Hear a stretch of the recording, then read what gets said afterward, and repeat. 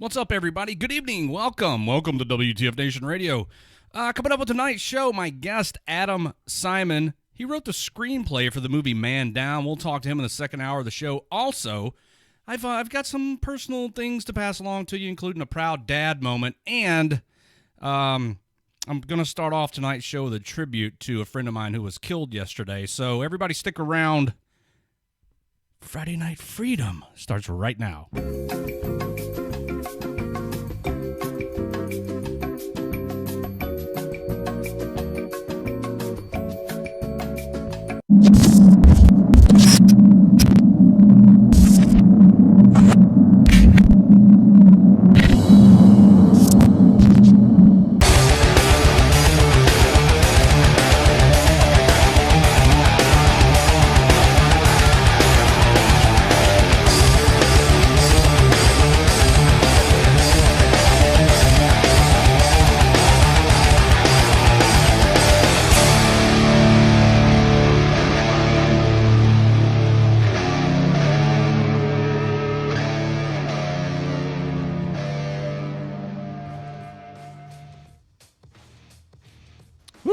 All right, there we go. Hey, what's up, everybody? Happy Friday. Some people's favorite day of the week. It doesn't mean much for me. I got to work in the morning. When am I not working? Welcome to Friday Night Freedom here on WTF Nation Radio. I'm Redleg, and I'm joined tonight by Mom. She's over here somewhere. Hey, y'all. Say hi, Mom. Sorry, I was on mute. And Flash is here as well, my co-host tonight. Good afternoon or good evening, depending where you're at in this beautiful country of ours. Whatever the case may be. Thank you all so much for joining us here tonight. I'm looking forward to tonight's guest on the show, Adam Simon. He wrote the screenplay for Man Down. It's a movie. And I'm going to play the trailer for the movie going into the break after the first hour of tonight's show. But first, I got to gloat a little bit. Uh-oh, here it goes. Yeah. Proud dad moment. I don't want to show off too much, but my 16-year-old daughter is starting college soon. No. Last night, I went to the graduation ceremonies. She now has a degree in general high school stuff, I guess. A diploma.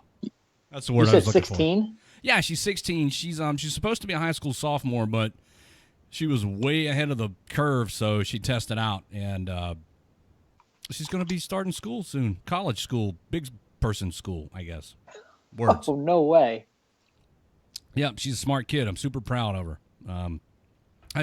Damn, I meant to get a picture to show everybody, viewer-wise, tonight, and I failed to do so. Maybe I'll scrape something together during the break so you can see. Proud dad with recent graduate. So congratulations to my daughter. She's probably at work and not listening, so maybe she'll hear the replay on the podcast. You sure that's your kid? Yep, definitely my kid. Thank you, everybody. Hi, by the way, to PJ and Susie and everybody else out there in Radioland. Oh my God, his coffee is delicious. Oh. Yeah, I kind of had to fend for myself for dinner. Mrs. Redleg is not here. She's shopping, and I was left to starve. So ramen noodles. Ramen noodles for dinner. Nothing wrong with that. And I had some chocolate chip cookies and now a cup of coffee. Yeah, whatever. You know, Dinner of champions. I'm not going to die. That's for sure.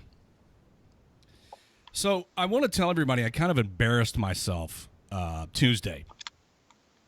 And I let my anger get the better of me. So, all right, I don't have anymore. I had a weed eater. And generally speaking, anything that's got a two-stroke motor on it doesn't agree with me, and this was no exception. So Tuesday, I decided to mow the yard, as I do once a week, usually on a Tuesday, because I don't have any radio stuff to do on Tuesdays. And I went out there and got the weed eater out. And, you know, you prime the fucking thing, and you set the choke, and you pull the goddamn cord 10 fucking times, and nothing happens. And then you open the choke a little bit, and you pull some more, and nothing fucking happens. And you fiddle with this shit forever. And then finally it started and ran for about 4 seconds and died. So I tinkered with it some more, various settings with the choke, because I understand the concept about how this is supposed to work. Close a choke, full choke. Pull a few times, half choke, pull a few times, it starts. You let it warm up, and as it warms up, you gradually open the choke. But if you open the choke all the way on this fucking thing, it quits completely. It never ran with the choke open on it. So I got frustrated with it because it wouldn't start, and I put it down on the patio, and I went and pushed the lawnmower around the front yard. And then I came back to the weed eater. And I pulled, and I primed, and I choked, and I pulled, and I swore. And my neighbor... I'm sure there's lots of swearing. Yeah, a lot of swearing. My neighbor, 2 houses down, who's a sweet old lady, I looked and caught her staring at me as I'm swearing at this weed eater. So I did the right thing and went back into the backyard where nobody could see me. And then I pulled and swore some more, and I put it down, and then I went and began to mow the backyard. And I got about halfway through that, and I went back to the weed eater, and I got it to run. It started. And so I went around to the front yard to do the trimming, and it threw all the fucking line out of the motherfucker. It vomited. It vomited all of the trimmer line out, all of it, every bit. So I rewound the goddamn thing and fished the line through the holes and got the spool reel or whatever put back in. And I pulled and I choked and I primed and I swore, and it started again. And I got the majority of the front yard done. I was in the process of edging the sidewalk that runs from the front of the house out to the driveway. And it threw all the line out of it again. So once again, rewound it. And I pulled, and it wouldn't start, and so I picked it up over my head, and I threw it down, and it didn't break, surprisingly. So I tried. Time. Yeah, I tried to start it some more, and finally, I was so tired of this, and my arm was so sore, and I was frustrated, and I was sweating, and I wanted nothing more than to finish the task at hand and go inside and take a shower. That I. On the patio, went back around back on the patio, and I picked it up over my head and slammed it again. This time it landed on the spark plug and shattered the spark plug. That was not good enough. It was not good enough. So I picked the motherfucker up and I broke it over my knee. It folded it in half and stuffed it in the trash can. You know, the best thing about being here at Fort Bliss, guess what I do not have to do? Oh, no grass. Yeah, it's all rocks. And The good news in Fort Bliss. The good news is that the FedEx man recently left. I was in the shower and I heard the doorbell ring and Garbage Dog barked, and I said to myself, that is the FedEx guy. And I went out front, and there was my brand new 40-volt cordless electric Ryobi weed whacker with the rotating head and the little wheel on it, so I can do my edging. No more Fancy. Yeah, no more fucking two-stroke motors. If I need a chainsaw, I'm gonna buy one that this battery will fit in. They do make them. Oh, I know. Those fucking things don't run. The motors suck. You got to mix the oil and the gas, and I just over it. So no more of that. I'm done with the weed eaters. I wish there was a video of you like taking it out on the on the weed whacker. God, it was you stupid machine. It was brutal. And in the midst of all of this, I was also attacked by a wasp. It didn't sting me. I fended it off with the non-working weed whacker, much to the amusement of my neighbor lady. she thinks my antics are entertaining. I'm glad somebody had a good time. I'm surprised you didn't light the thing on fire when she got tired of dealing with it. So it is currently residing in the trash can next to the house with a full tank of gas and a full spool of line. But I got this new one. It's in the house. It's actually in the living room, in the floor, because I didn't take it out back and put it in the building out behind the house. So Mrs. Redleg's going to come home to a weed whacker in the living room. Happy Mother's Day. Go outside and trim the around the fence and everything, Mrs. Redleg. Just what you wanted, baby. Well, I weed can't. whacker. I can't tell Mrs. Redleg Happy Mother's Day because she has no children. My mini me is with my second wife. I'm sure she thinks of you as a big child, anyways. Well, in that case, then yes, Happy Mother's Day, Mrs. Redleg, for mothering me all the time. PJ wants to know what are the purposes of wasps? They're just assholes. They really serve they don't pollinate anything. They're not really doing much to help control the mosquito population here, so they're just assholes. And if I find wasps anywhere on my property, I smite them. I hate their. I put my foot in a boot one time that wasp was in, and it fucked. Oh my God, my nose is itching, and it fucked my foot up. And when I was a kid, and I've held a grudge ever since. Like 30 years later, I still hold a grudge against that wasp. Never heard of anybody holding a grudge against a wasp. I just don't like their kind, so they just go. I imagine Redleg looked like one of those shitty kids destroying their stuff when they get grounded.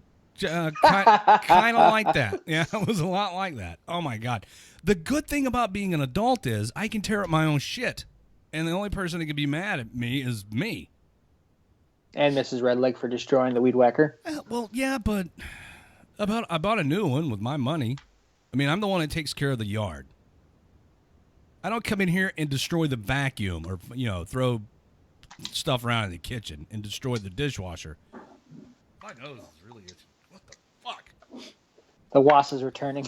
That wasp better not show his fucking stupid face around here. Wasps are as useless as pigeons. Like, they just serve no purpose. They're just there. Hunter says, I prefer wasps to fire ants.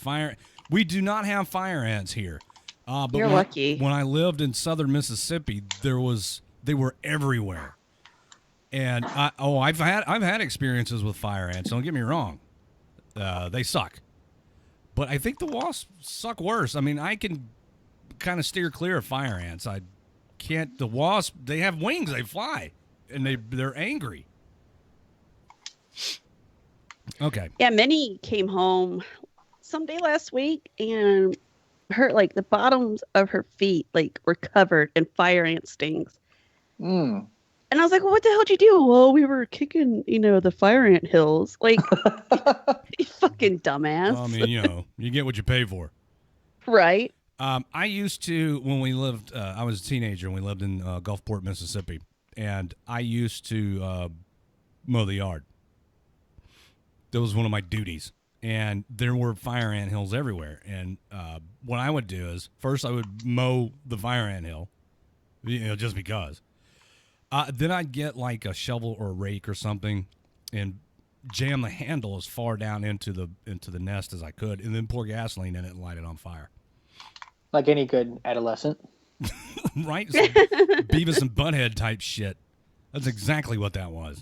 Why not? Set it on fire. Yeah. Fire. I've noticed the difference between Texas and Georgia. In Georgia, they really didn't make the mound, so you really did not notice the mound was there. And then all of a sudden, you're standing on top of a fire ant colony, not even knowing. But here in Texas, there's a fucking mound. You see it, and you avoid it. Those assholes. The ants, the wasps, right? All the useless insects. Ugh. Fuck them. They should burn in hell. Before I get too far in the show, I'd like to share with everybody. Burn in hell. A tidbit here. Yesterday morning, around 7:00 ish my time, a friend of mine was killed.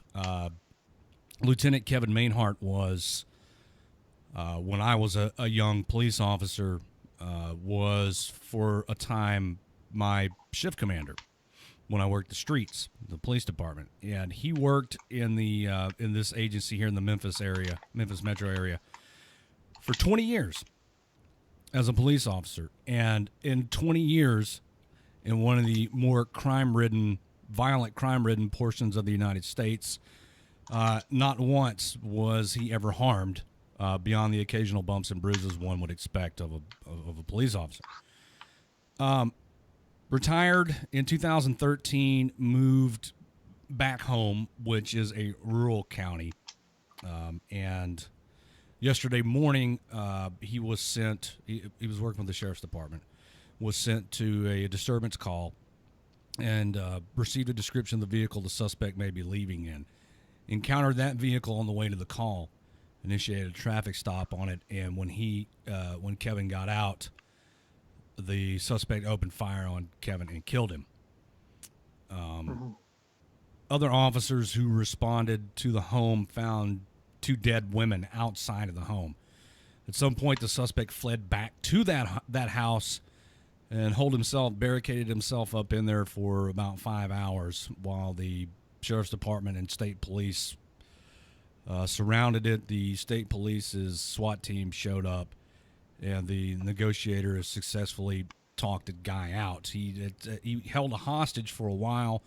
They talked him into releasing the hostage, and then they eventually talked the suspect out. He's currently being held in the county jail on 3 counts of capital murder and will probably never see the light of day again. I say all that to say this. Lieutenant Kevin Mainhart was a damn fine human being and a great police officer, and it was a privilege for me to be able to call Kevin a friend. A buddy of mine who was a mutual friend as well and former coworker was the first one to let me know about it. He contacted me yesterday and told me about it. And the word's been spreading. Kevin was well liked by everyone in the community here, and so my thoughts go out to his friends and family and loved ones. If I was a drinking man, I'd be having a drink right now. I'm lifting my glass right now. Cheers. Cheers. So I didn't want to bum everybody out, but I felt obligated to talk about Kevin. Now then, let's talk about something that's going to piss everybody off. Yes. Catoosa County, Georgia. It's funny that there's a place called Catoosa County, Catoosa, because I can't hear Catoosa without thinking about Korea. That's where all the Catoosas go afterwards. A dispute over a Ringgold veteran's funeral has gotten the attention of thousands on social media. Family members of George Taylor shared pictures of the veteran's body displayed on a gurney with a flag draped on top. There was no coffin for the visitation that happened at Heritage Funeral Home on Battlefield Parkway. Taylor's family says Heritage Funeral Home refused to put Taylor in a casket because of problems with the life insurance payment. Everybody okay? I'm hearing a lot of noise. Was a beer. You're good. At first, we were okay with it, but like I told the guy, I said this was very disrespectful to my dad, said Taylor. Taylor's son, James Taylor, said they were given little to no notice prior to visitation of the problem. He says he and another family member agreed but felt it was a disgrace to his father. He also claims the funeral home refused to bury his father until they received payment. Now, there's a picture. I'm not going to show everybody the picture. I too feel it's disgraceful, and I'm not going to show it.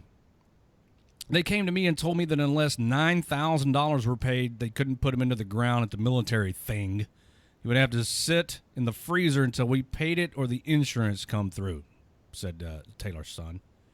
Local news channel spoke to the funeral home representatives who said they did what the family asked. We were trying to honor the request and let them have some closure by viewing their loved one, said David Cummings with the funeral home. They also said they did nothing wrong in the matter, and their main priority is in serving their community. We serve this community. We love the community.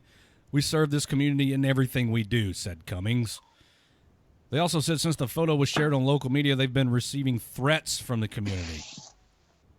While outside Friday, local news channel met a woman who claimed to be the veteran's sister-in-law. And she told us she disputes Taylor's claims.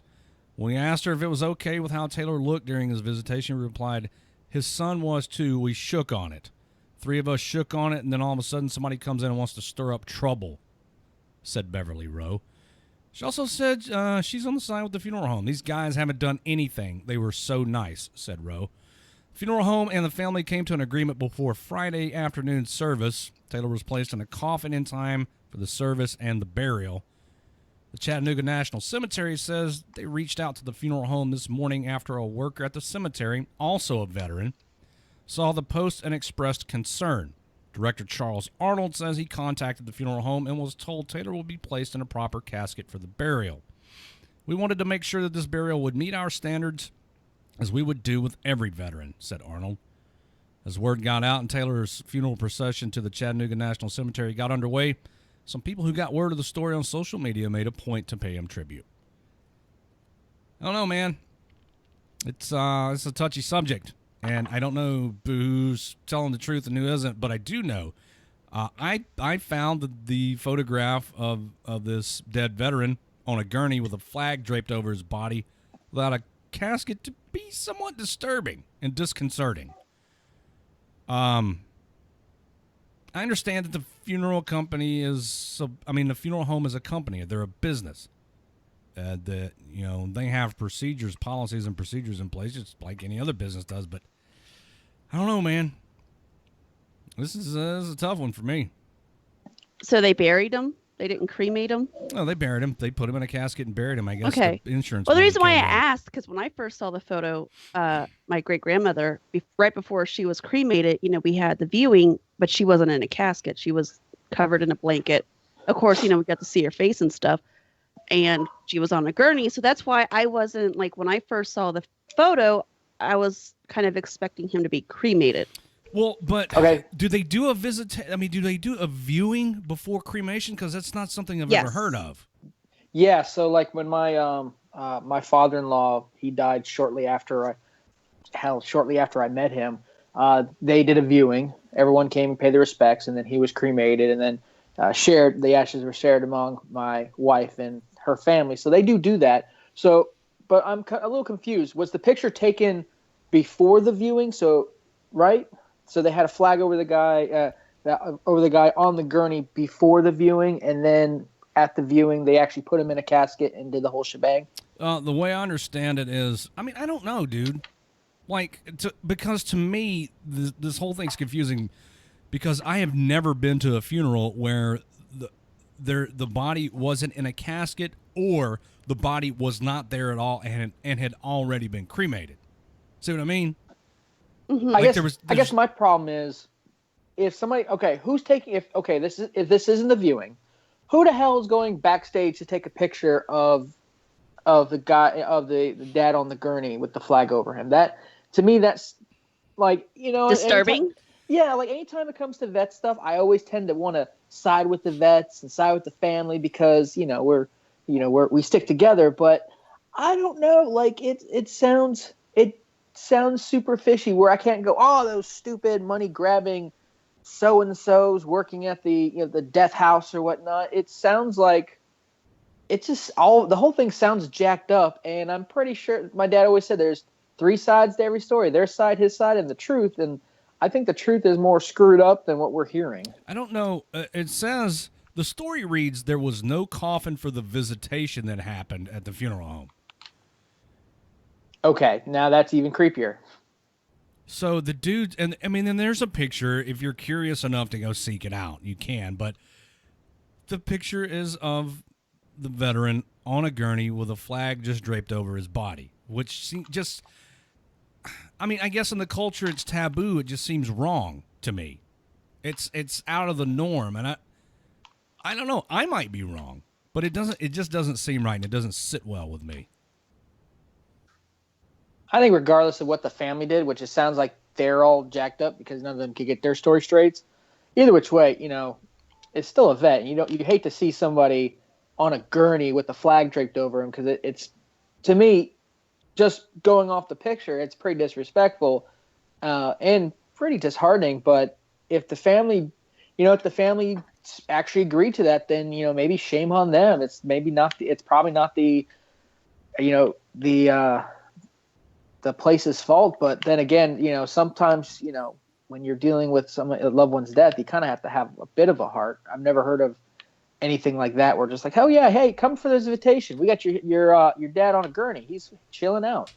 Here's my thought, and I guess playing devil's advocate.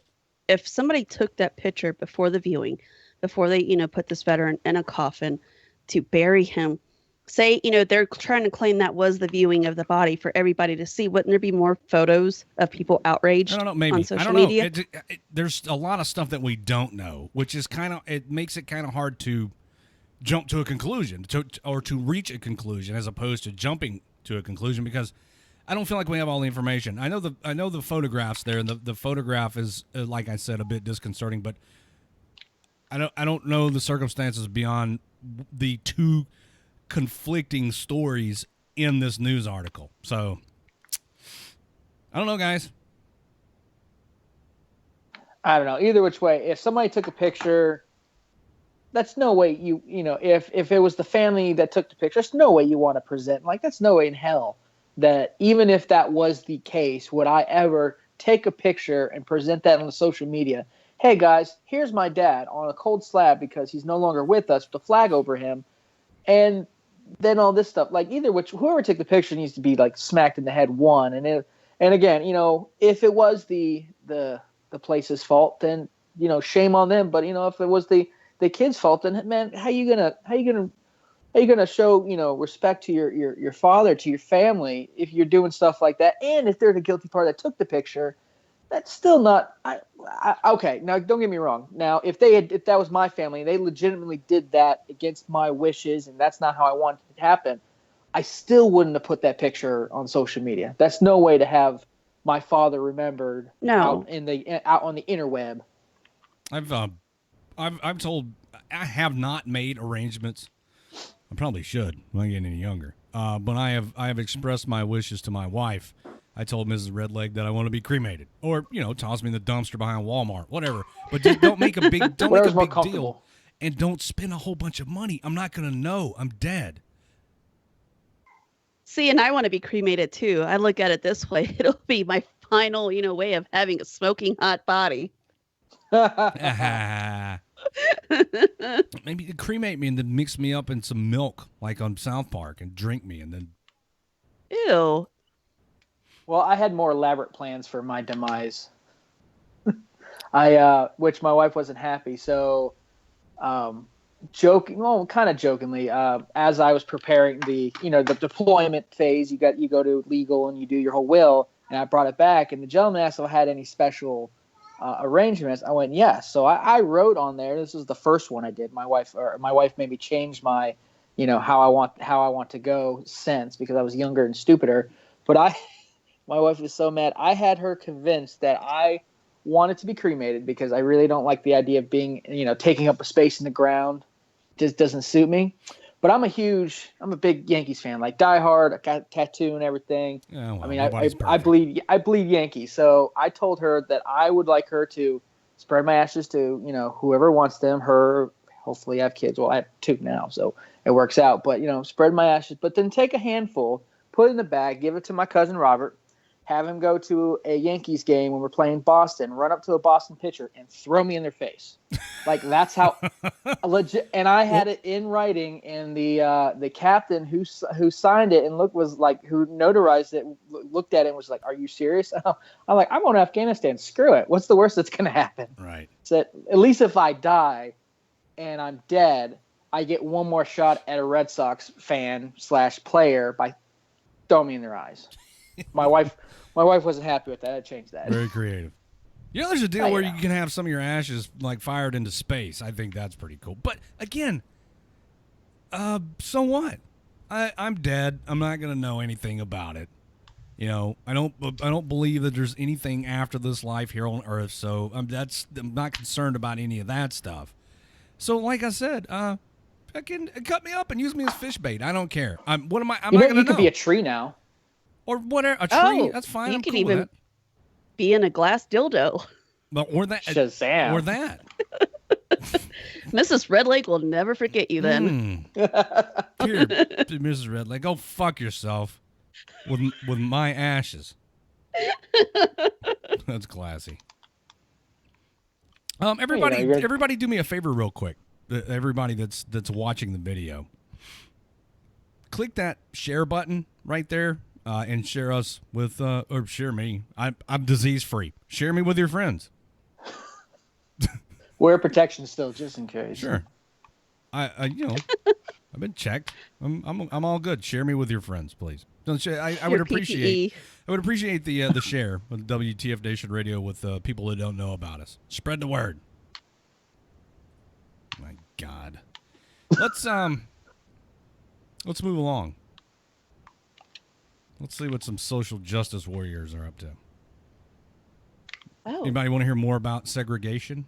It's all the rage these not really. days. Yeah, segregation's all the rage these days. Who's being segregated these days? Under the banner of social justice, more and more schools are dividing their students into increasingly niche groups. I like to say niche groups to provide them with, quote, safe spaces, apart from the other, the polar opposite of including and integrating. Wait. Say that again. The kids are being schools separated. are dividing their students into increasingly niche groups. I keep saying niche groups to provide them with safe spaces apart from each other. It's the polar opposite of including and integrating. That makes sense. With the goal of creating a, quote, safe space in mind, a Detroit school has set out to hold a girls-only prom to celebrate traditional Muslim customs.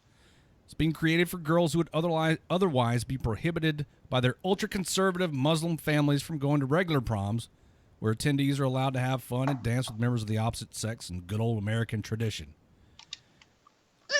I wish I'd read this story ahead of time. I don't see what the big deal is. What extreme right-wing fucking rag did this come from? Was it Milo? What's his name? No, maybe. I don't know. Let's see. Okay, High School's girls-only, quote, Princess Prom was first organized in 2012 by a group of 5 Muslim girls to give them the opportunity to go to a, quote, safe space. It's 3 times in 3 paragraphs the phrase safe space has been in here. In 2016, 230 girls showed up. This year they're expecting at least 250 attendees. According to Michigan Live, the event is intended to create a safe space. It says safe space in every fucking paragraph so far. It's intended to create a safe space for Muslim girls who normally cover up in hijab to let their hair down in an environment with no boys and no cell phones. In normal circumstances, I'm not going to read the rest of this. Who cares? That's not that bad. If their religious customs prohibits them or prevents them or impedes them from going to a traditional prom and they want to set this separate one up, you can call it segregation if you want to. I mean, and in a way it is, because I guess it excludes people who are not Muslim girls, but who gives a fuck? Shame on whoever came up with this. Let's see. An afterthought for most women, empowering for anyone who lives in an American city. There's no word on whether students who identify as non-binary or transgender. It's more shit. Everything's got a label on it. I'm Muslim. I'm non-binary. I'm transgender. I'm gay. I'm straight. What it sounds like is somebody making a big deal out of something pretty innocent. Because I can understand. I have a couple of Muslim friends, and there are certain things, if you are more of a tradition, in the Muslim traditional sense, that you cannot do in that. I remember my prom because I really was only like 11 years ago or some shit like that. So it was pretty crazy. So I can understand, all those people being left out of the festivities because of how crazy proms can get. So they do their own thing because in a environment they can be in and still have fun without breaking any religious rules. More power to them. See, but here's the issue. Everybody's getting bent out of shape about it. So it's segregation. Is there not going to be a, quote, traditional prom? Or is this in addition to the traditional prom, which I guess for these kids is one that they can't go to, so they want to have a prom too. I don't care. This is I don't know, man. They turning a molehill into a mountain. Well, that's what today's media is. I mean, regardless of who you support or which side you're leaning, whether you're left, right, middle, or somewhere way out left field, it doesn't matter. Everyone, especially the media, is playing off of each other. There is nobody who's quote unquote real media, because everyone's honestly when you bend a story so much just to play to whatever base you are and to make people pissy, regardless if you're reporting on what the president said, you're turning it into something that's not real and fake. I know I want to be one of those guys that everyone's fake news. Rah. It's people take real news. Like, to me, that sounds like a story. Hey, these ladies could not go to a prom because of their religious beliefs. Cool, good on you. They decide to organize something just for them. There's nothing wrong with that. But then you get that story in the right hands and with the right wordsmith, and all of a sudden it turns into something. Oh, they're doing this. They're segregating. They're keeping the Christians out. They're keeping the Jewish people out. They're keeping the atheists out. It's they're segregating them away. It sounds like they organized it because they wanted to do something, and whoever wrote this needs to be smacked. Everyone just needs to be smacked today. There's a lot of smacking needs to go around. I'm going to go out on a limb here. Well, not really. I'm not going out on a limb. I may get some people pissed at me, but what else is new? I feel like until religion, which to me is a problem in the world, until religion goes away, then we're going to have to find ways to make these sorts of concessions. Because, you can't do this because your religion says you can't, so, they find another way around. No, Eric, we're not talking about Muslims who want schools to change prom. What we're talking about, because Eric just stumbled in late, what we're talking about is Muslim girls who cannot attend the traditional prom having their own prom. And some article, some newspaper article, or some internet news, I guess news, not really news, but some internet rag, some fucking extreme right wing, I don't even know where I got it from, making a big deal about how, under the banner of social justice, more and more schools dividing their students. The schools aren't dividing their students. The students are dividing themselves for one reason or another. Just like the story I talked about on Monday. Harvard's going to have a separate graduation for their black students. Do I think it's right? No. Do I give a shit? Not really. How the fuck does that affect me? The dude who just sits here and speaks into a microphone a couple of nights a week and doesn't have a dog. I don't have a dog in that fight. I've spoken my piece about the racial division in this country. I've talked about it until I'm blue in the face. It's not going to go away. It's not going to change until everybody's willing to make a change. And there's a lot of other shit that's got to change first before we can tackle that one. So this is the world we live in. I don't have the answer. If I had the answer, I wouldn't be doing this. I'd be taking care of that. So I was kind of thinking if they want to segregate graduation, it's going to make it a hell of a lot shorter. Who's paying for the all-female Muslim prom? The taxpayers of the Muslims. Dude, who cares? Are you fucking serious, man? The taxpayers, do you pay the taxes in, where is it? In Detroit? I don't know, most proms are paid for by the students when they purchase the tickets. Exactly. That is true. I mean, for the most part. I mean, I know the school has to foot the bill for so much, but even still, I mean, don't they do junior proms? Because, for the longest time, whatever time, it was just senior prom and that was it. And then they said, oh, we'll make the ones for the junior proms. I mean, we've been making concessions to make people feel better about themselves since hell. I remember when, man, can't go to the senior, being a sophomore, can't go to the senior party. Screw them. Let's have our own party. Let me see if I can find a link. Doing that. Somebody's asking me for a link to the story. I'm going to try to find it.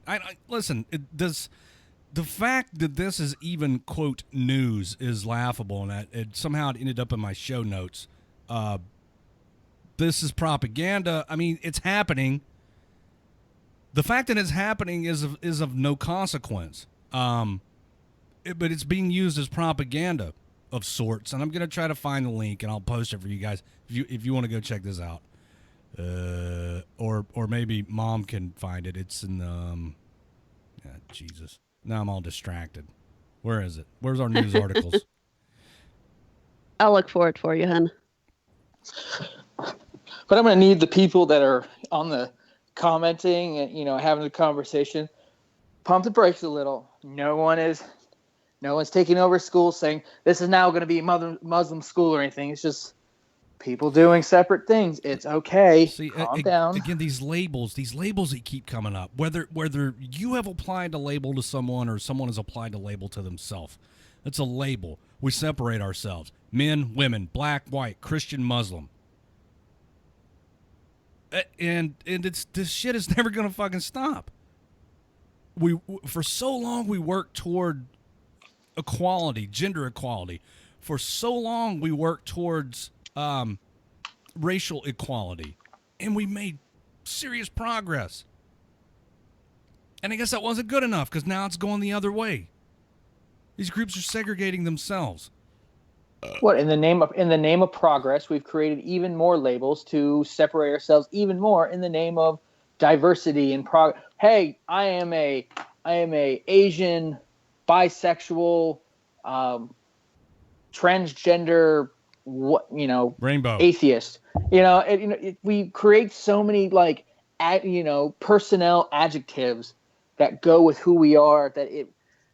I would love to go back when I was just barely walking and it was just boy girl. You made that really confusing. Asian, transsexual, bisexual. I saw it on there's a video out there. Yeah, that video's hilarious, by the way. The education video. It's great. I could not stop laughing. I almost got in trouble in my office yesterday because I was watching it and just could not stop. I mean, I'm the token veteran on my Stratcom team, so yeah. they're used to me being a little different, but I could not stop laughing at that because we create so many labels for each other and then we wonder why we are separated and there's so much division. It's because we've been creating division for ourselves since frickin' the internet was born, that made it even better. Right. Why can't we just be Americans? Hey, WTF Nation Radio, you're on the air.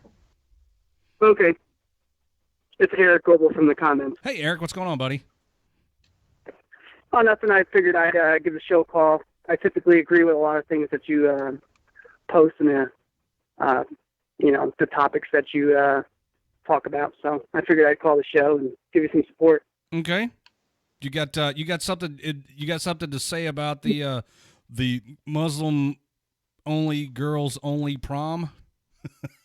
Well, yeah, I mean, this is the thing. Like, everyone's going to have, nowadays it's, everybody is fed up about something. This is one of those things where if it was the Muslims trying to say, hey, you know what, this school needs to change the entire prom to fit our religion, that would be an issue because it would be, conflict of religion and school. Agreed. But to me, this is the ultimate, what's the word I'm looking for?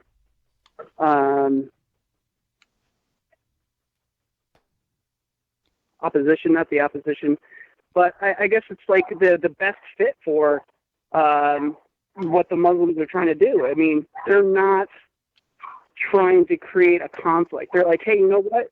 Instead of us going out and making you guys force a Muslim, prom so we can fit it to our religion, we're going to create our own one. That's perfectly fine. That's what America's about.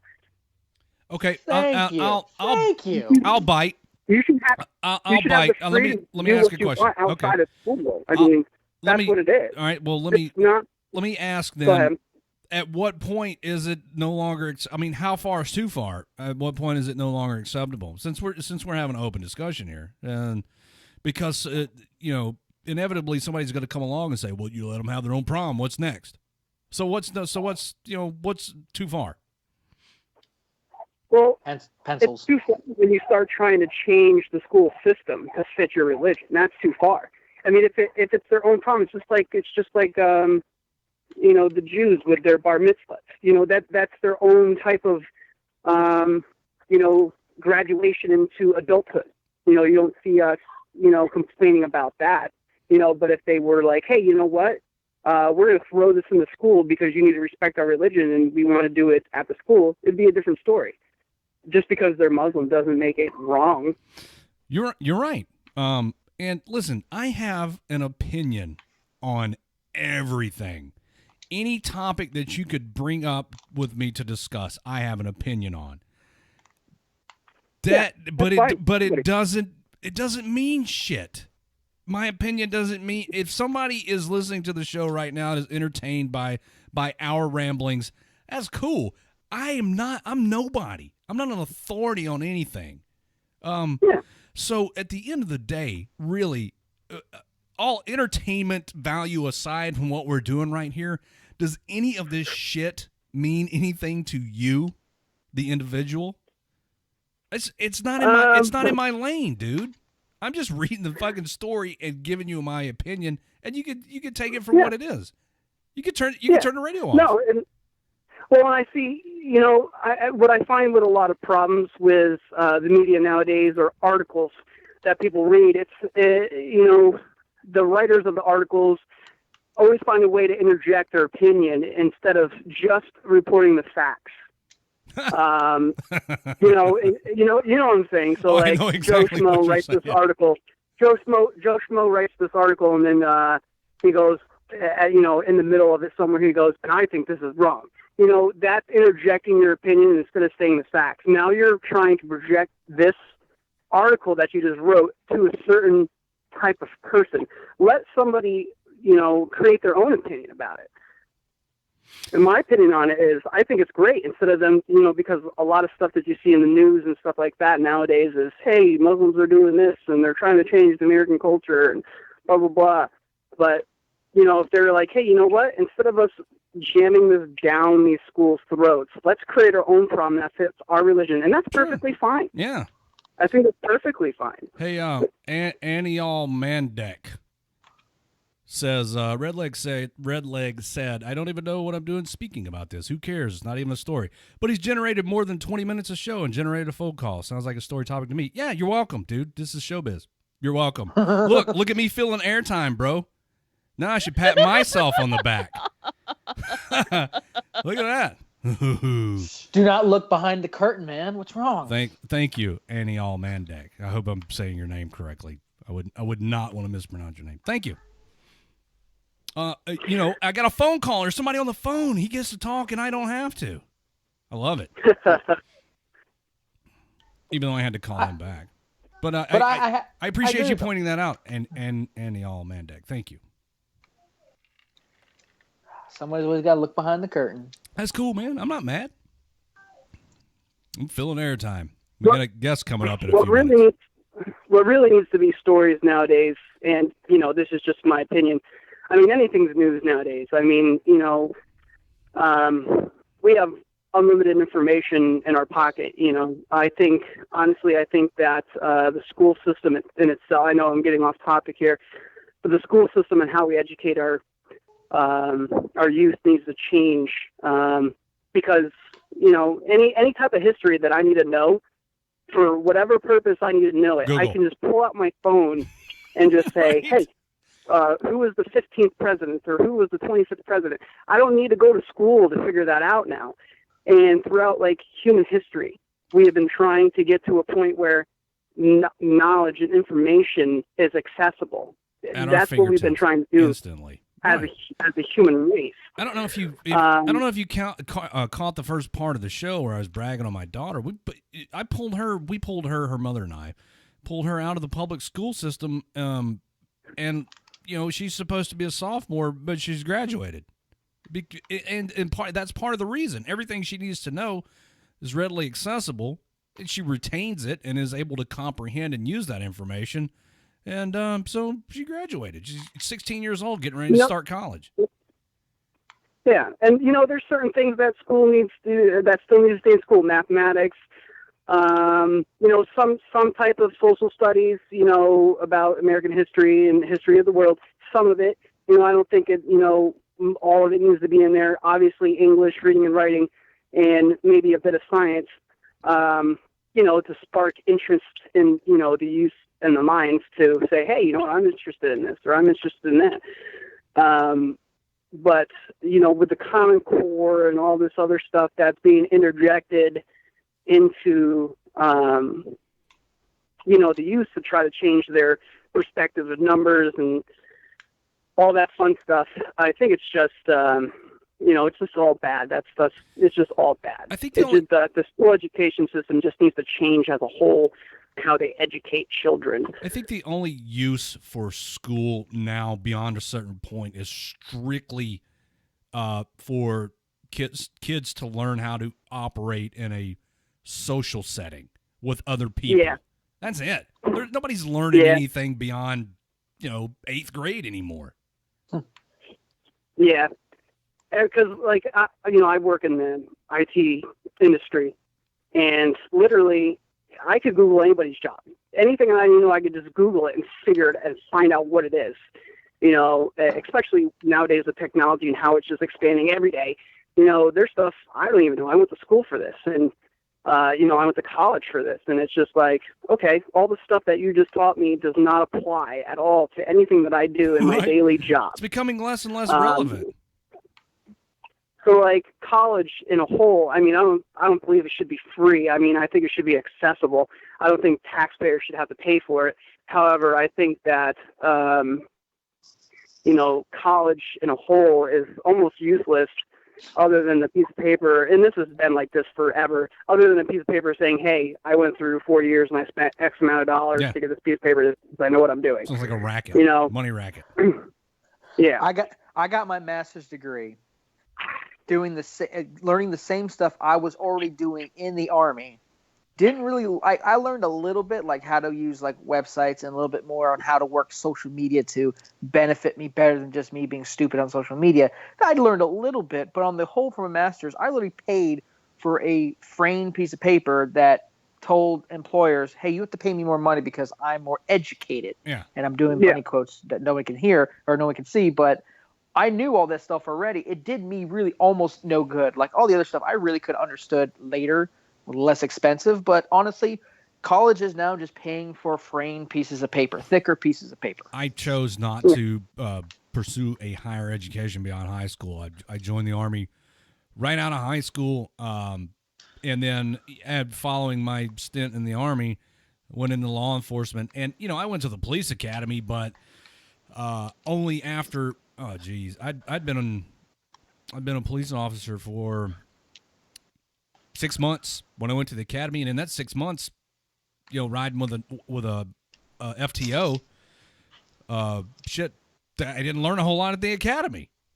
It was a formality because, when I had to go to court to testify in a case or whatever, and was questioned by the defense attorney or the prosecuting attorney, I could say, yes, I went to the academy and was trained on this, and here's my certification. But that it's just kind of a formality.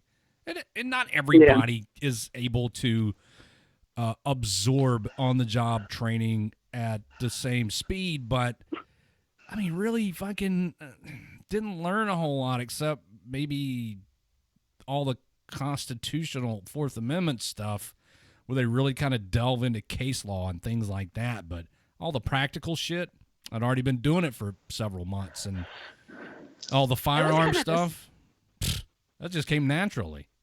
When, because I went through, EMS training and then I went through the fire academy, but it's completely different when you're out there, in the field and doing your job, because it's never textbook, it's never routine.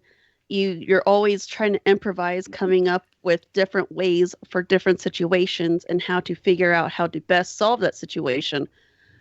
And I agree, it is a piece of paper, honestly. What happened to Annie Allmendig? He got quiet. Where'd you go, man? Don't run now. Going back to the whole Muslim prom thing, the thing that I do object about is I've seen a lot more news coverage and social media coverage, well, not necessarily like CNN News or ABC or MSNBC or, the big news stations reporting, the 5 pillars of Muslim teaching in schools. I'm seeing it more so on, Facebook and Twitter and stuff like that. That, I think, is absolutely incorrect. There should be none of that. There should be absolutely none of that in school. Teaching of the 5 pillars to kids are like, I got a 3-year-old who's about to be 4. Kids learn they're super absorbent. Anything that you teach them, they're gonna absorb it. Agreed. And teaching them any religion, I'm Christian. Like, you can't, even if there's Muslim kids in the school, you can't be teaching, Christian things to a Muslim. You're going to piss people off. Agreed. They should not be teaching any religion. Whatever religion is, you're going to piss people off. That's strictly why, the law is you keep, religion out of school. Is it acceptable to talk about it in school purely as a topic? Yeah. Well, yeah, like educational. If you're talking about when the Romans were killing Jews and Christians in the lion's pit or whatnot. Well, no, what I want to know is in the context of this is Christianity, this is what they believe. This is Islam, this is what they believe. This is Judaism, this is what they believe. But not that should be taught. But not preaching to the students. Not preaching, and that's what I'm seeing a lot of on the YouTube videos, unsourced. Oh, I wouldn't say unsourced, but from real people, from their cameras, from their phones, recording this stuff from real life people and their real life concerns, and not, the news dumbing it down or telling you, hey, this is what you should be concerned about. You should be concerned about what your kids are learning in school, like 100%. Like, down here, I live in Arizona. And there's a lot of charter schools. And I worked for a company that had a lot of clients for these charter schools. And I absolutely love them. I absolutely love these charter schools. They have, they have sinks, they have kitchen sinks, they have dishwashers, they have laundry facilities and stuff like that in the school. And they are not obliged by the state laws to teach. I mean, they have to teach a certain curriculum, in order to be a school, but they don't have to follow these, strict testing, regulations. Yeah. And I put my son into a lot of these applications into these charter schools because I believe the public schools are just failing. They're just failing so bad, and it's because of the bailouts.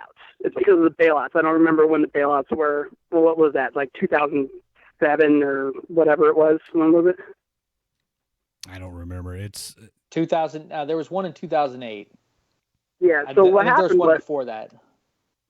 So I did my own bit of research, and there's a lot of paperwork on it, and so basically what I did was I found some stuff online that said, hey, this document says this, and I downloaded the PDF, and then I Control F, I searched for phrases that they're saying, and within the documents it says that if a state or a county took the bailout money for the schools, that that school or county needs to oblige by these regulations when they are put into place.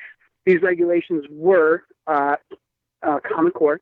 That's why all these schools in America have Common Core now. It's because these schools took the bailout money. Well, yeah, it's all tied back to the federal government, and this Department of Education needs to go. That doesn't need to be a federal department. And I'm up against the break here, dude. So we're gonna have to cut this short. Okay. Well, the federal government. I mean, what kind of oversight could the federal government possibly provide for a school in public school in my hometown? What the fuck? They can't. They can't possibly. They don't have the faculty or the power, even or even the finances to regulate such a large area of education. You're talking about the whole United States and all these schools within it. It's completely unnecessary. But one last thing before you take your break. As a country, it's supposed to be the government is ran by the people. Somewhere along the lines, within history, it has flopped. It is the government controls the people. And that is what most people need to really understand is, the government is X amount of people when really the United States makes up, 360 million, individuals, people. The government's supposed to work for us. not the other way around. Right. No, So, you're right. And everybody you know, knows that, but everybody just they don't want to accept the responsibility. So they just Yep, that is 100% you got too comfortable. correct. Yeah. Got too comfortable, got lazy, and let the bureaucrats in Washington control everything, and here we are. Thanks for the call, dude. Good call. Yeah, no problem. I'm glad you answered No when I problem. called you back because my phone's are dicked up as usual. Great. But hey, man, I'll catch you next time you go live. All right, brother. Thank you. No problem. Have a good night. You too. Bye. It's a good call. I wish our phones worked a little better so I could, take everybody's call. Let's take a break, everybody. When we come back, we'll have tonight's guest on the show. I'm really looking forward to this one. Adam Simon, writer of the screenplay for the movie Man Down, is going to be joining us here in a few minutes. Don't forget to share the video with your friends, assuming you have any, and we'll see you on the flip side of this break. I did say I was going to play the trailer. Let me rearrange all my stuff. All right, here's the trailer for the movie Man Down that our guest that's coming up wrote. Everybody enjoy this couple songs, and we'll be back. More Friday Night Freedom on WTF Nation Radio.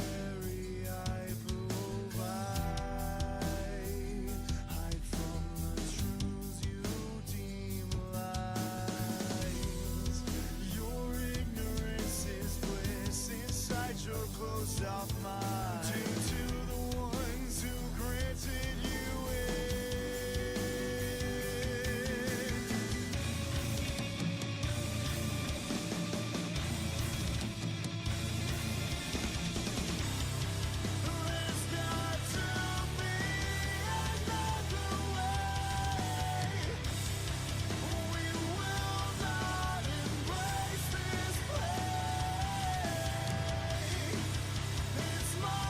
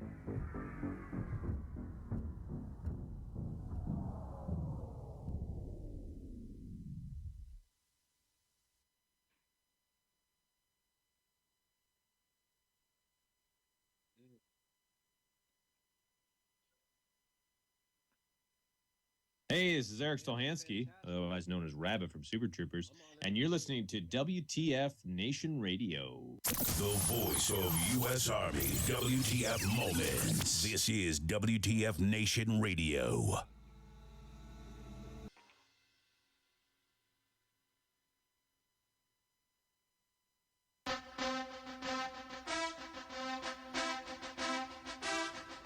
What's going on, everybody? We're back. Thanks for sticking around through the break.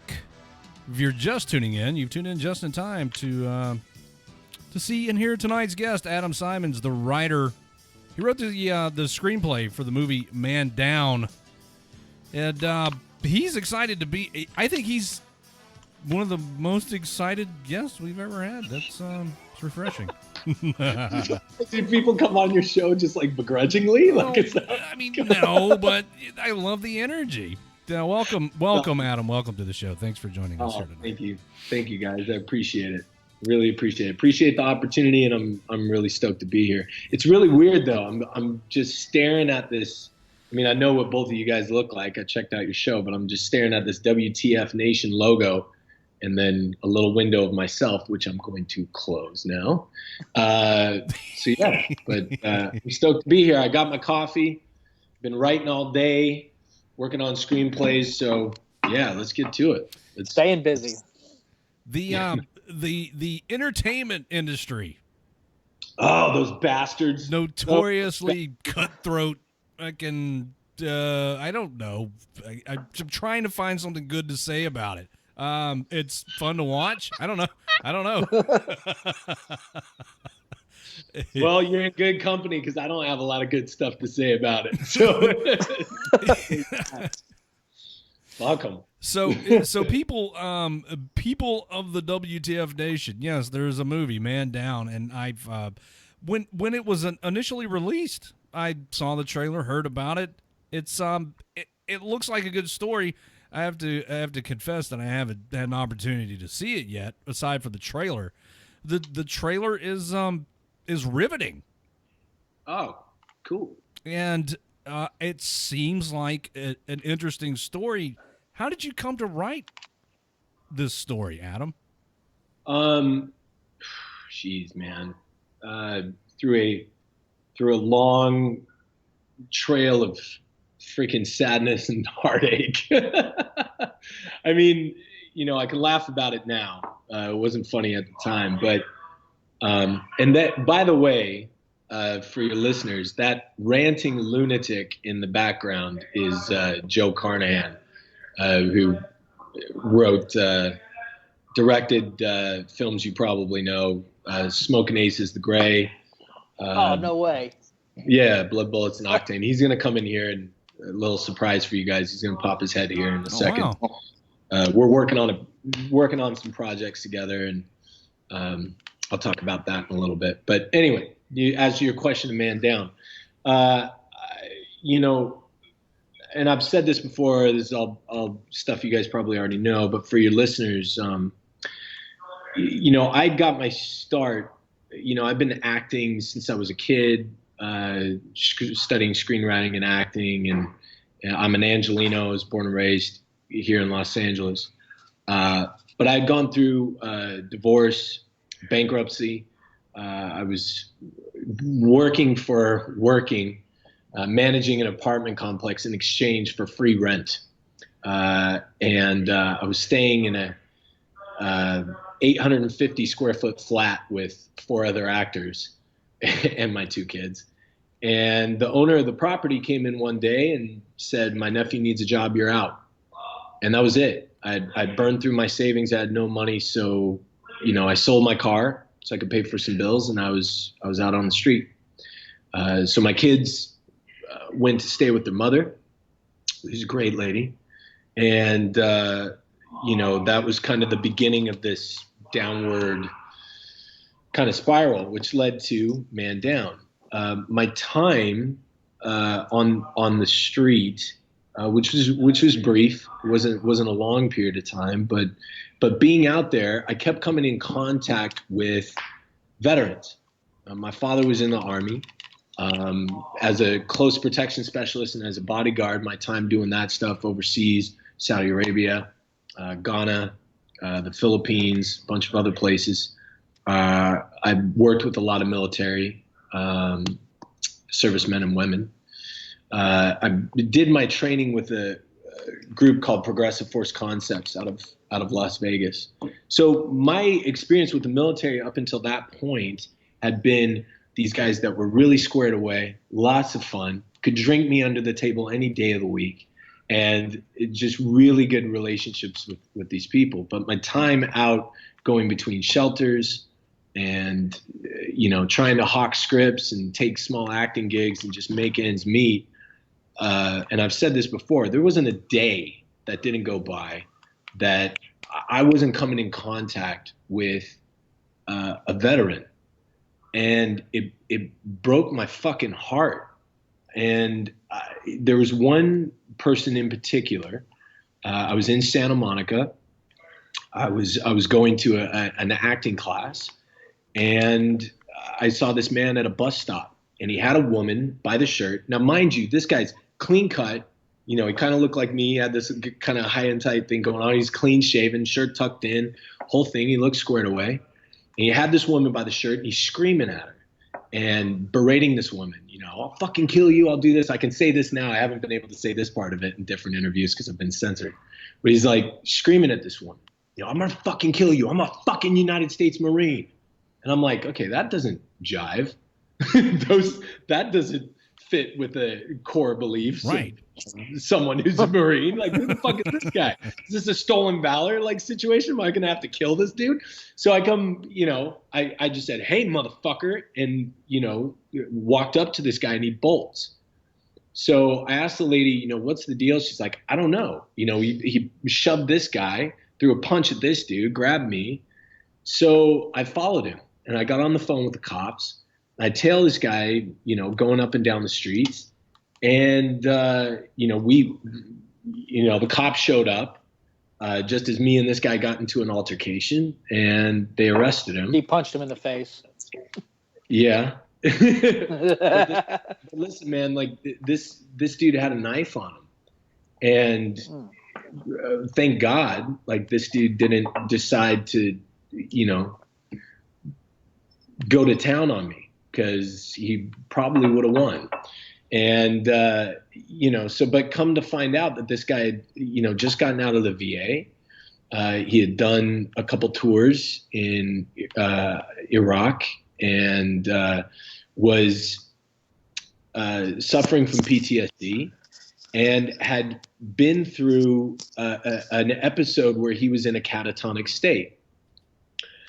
So instead of going, well, Jesus, great, fuck that guy, I'm glad he's off the street, I was like, well, wait a minute, what are you talking about? Like, what does that mean? And so these two things, and I'm sorry this intro was so long-winded, but these two things of my experience of constantly coming in contact with veterans on the street. We're talking guys that, served in Vietnam and by the way, families, which was really heartbreaking.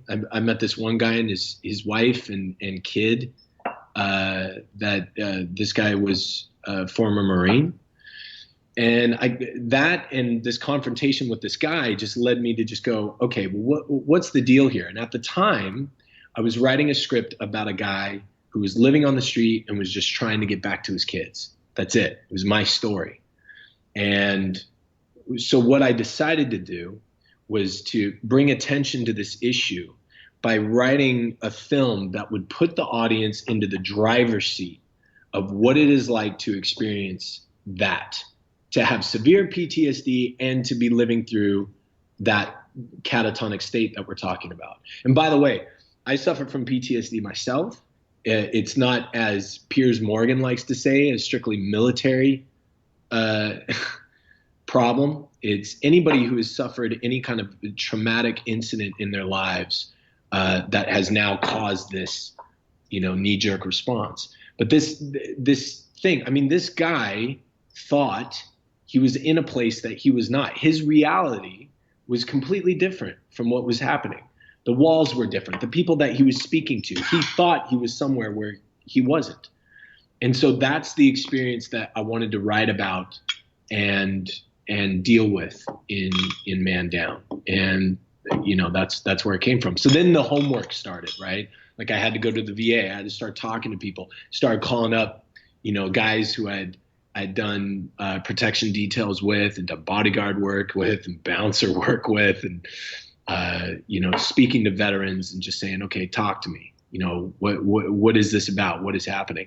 And by the way, this is right before the VA scandal broke, which even lit a bigger fire under me. Right. I'm like, these dudes, fuck, man. I mean, I'll pull the reins on it and let you guys jump in now, but just suffice it to say, like, it's a combination of things. I was so fucking pissed off as a citizen and as a civilian that, I got, brothers and sisters that are going over there and they're getting paid minimal amount of money in comparison to these KBR, DynCorp, Halliburton, Monsanto motherfuckers that are, you got a guy who's making 6 figures changing tires on a base in fucking Afghanistan, right? There's a KBR contractor next to a guy who's got to go out and see the enemy face to face and take bullets. That is fucking ridiculous. How did one thing that really stood out in what you were just telling me was that the homework portion where you went and spoke to all of these veterans. How did that affect you emotionally listening to these stories? And I know that you talk to so many people who are dealing with, PTSD manifests itself in different ways and there are varying degrees of it. So 100%. How did that affect you listening to the stories that these guys told and the experiences that they had and seeing the way that it affected them? Because surely that had to have taken some sort of a toll on you. There's a guy named Philip, really great guy. There's a picture of him on my Instagram. I reconnected with him about a year ago. I was driving up Sunset Boulevard, or I was driving up La Brea in Hollywood, and he was out on the corner begging for money. And I rolled up and rolled the window down. And I go, Philip, and he's like, hey, and we started talking. We shared an outlet one night. He would plug in a heating blanket, and then I would plug in my cell phone, and we got to know each other. He was a veteran. Guy's in his 60s now, still homeless. I kind of took on this mantle and of just, look, I want to bring attention to this. I want to talk about it. And anybody who said like, oh, I'm tired of seeing these movies where, veterans are portrayed as these damaged individuals. Look, this isn't a story about all veterans. This is a story about one veteran. Like there's people, there's characters in Man Down that are perfectly capable, functional, amazing human beings. And I've fully recognized that the majority of people that serve in our military are more talented than me. They're smarter than me. They're more educated than me. They got a skill set that's incredible. They'd make a wonderful employee at any, company. But there are hundreds of thousands of homeless veterans in this country. And that's appalling, and it's disturbing, and it's horrific. So I've gotten a lot of blowback from people in the military who've come at me and they've been like, fuck you, Hollywood elitist. I'm like, really? Dog, like I still qualify for food stamps. You know what I mean? Like I'm anything but a Hollywood elitist. Like, and by the way, Shia's defended this movie. Gary Oldman's defended this movie. Jai Courtney just recently defended this movie, and I'm out here defending this movie. It just, dude, it's such a tragic situation. And I had a conversation with a guy. I won't drop his name because, but he's a well-known kind of military figure. He had a movie done, based on his life, and we had a spirited conversation. And I was talking to him, and we had this conversation where I just said he's very pro-Trump, right? And I got friends that are pro-Trump. I got people, I'm not pro-Trump, but this guy said, well, look at what Trump's doing. He's putting more money into the military. That's a good thing, right? I'm like, yeah, okay, but the Affordable Health Care Act also makes PTSD a pre-existing condition. Right. So there's that. Then on top of that, where's that money going in the military? It ain't going into the salaries of the people that are going over there and facing bullets. Who's it going to? It's going to government contractors. It's going to KBR. It's going to these fucking people. It's going to administrator salaries. It's going to those things. So, so we had this discussion back and forth, and I just said, look, man, it's a passion of mine. And no, I don't know it because I'm not in it. But I researched it, talked to people about it. We had military advisors on the film. There's a guy, Nick Jones Jr., who did the DVD commentary, who's a Marine. I ran the script through several military advisors. One guy, Quay Terry, who works for the military channel. We actually did a show called Warrior POV. I don't know if you guys remember that show. I've seen it. Yeah. So I, ran it through him, ran it through several people. And this is a story to bring attention to that guy that was at a bus stop who thought he was in Afghanistan. That guy. And that's what it's about. It's about, the hundreds of thousands of homeless veterans that are out on the street. It's about those people. And so I said to this guy, this celebrity, I said to him, so you can keep doing these red carpet galas, for these nonprofit organizations that are taking super huge administrative salaries. But motherfucker, I know names of veterans. I know where they're sleeping. Like, I go see them. Like, I know these people. So, like, before you start, like, judging me in this film and throwing me under the bus and talking shit and talking about how Shia LaBeouf is, a piece of shit and all this other stuff, just because he disagrees with you politically, like, try to understand like where this film is coming from and this kid. And by the way, Shia like put his fucking heart into this thing.